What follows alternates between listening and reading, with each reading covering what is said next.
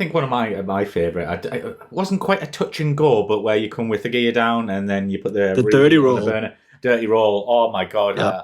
that was great. That was one of my favorite because it's right. It's you're right near the crowd. The burner's on It's close again. to the crowd, and it's Yeah. I like that a lot too. And I think one of the reasons we were so popular at Riyadh this year was those are great guys as well, right? All the airshow organizers, so great guys.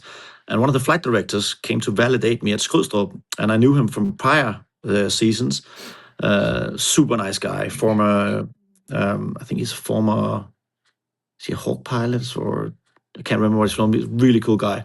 And he said, "Hey Theo, uh, what about I apply for a waiver that you can actually do your gear down roll over the runway.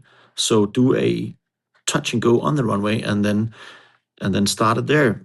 And I'm like, that's a great idea because it makes so much more sense that I Hmm. can actually, and that's closer than the display line, right?